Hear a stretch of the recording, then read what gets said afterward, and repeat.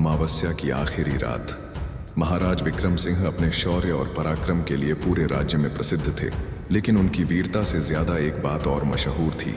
हर अमावस्या की रात वे अपने महल से अकेले निकलते और पहाड़ों के पार स्थित एक प्राचीन मंदिर में जाते थे।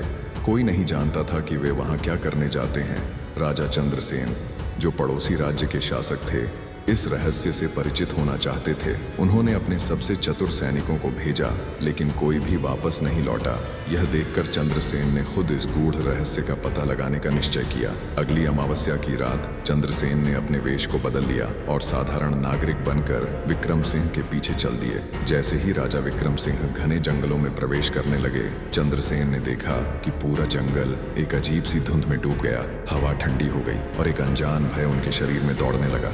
विक्रम सिंह एक प्राचीन मंदिर के पास पहुंचे, जिसकी दीवारें खून से सनी हुई थीं और उस पर अजीबोगरीब लिपि में कुछ लिखा हुआ था। मंदिर के अंदर एक पुरानी मूर्ति थी, जिसके पास एक रहस्यमयी साधु बैठा था। उसकी आंखें गहरी और चेहरे पर अजीब सा तेज था। साधु बोला, आज अमावस्या की आखिरी रात है महाराज, फैसला आपको करना है। या तो आप इस शाप को यहीं समाप्त करें या फिर यह राज्य का सर्वनाश कर देगा। यह सुनकर चंद्रसेन चौंक गए। आखिर क्या रहस्य था? साधु ने बताया कि 200 साल पहले इस राज्य के पूर्वजों ने एक निर्दोष संत को छलपूर्वक मार डाला था और मरते समय उसने यह शाप दिया था कि हर अमावस्या को इस राज्य का एक व्यक्ति बलि चढ़ेगा। जब तक राजा खुद यह बलि न दे, शाप समाप्त नहीं होगा। राजा विक्रम सिंह ने अपने प्राणों की आहुति देने का निश्चय किया। जैसे ही उन्होंने खड्ग उठाया, चंद्रसेन ने हस्तक्षेप किया, अगर तुम मारे जाओगे तो राज्य का क्या होगा, तुम्हारी प्रजा का क्या होगा। लेकिन तभी मंदिर की मूर्ति हिलने लगी और उसकी आंखें चमक उठी। एक गहरी आवाज गूंजी, राजा, तुमने अपने जीवन का बलिदान देने की इच्छा दिखाई,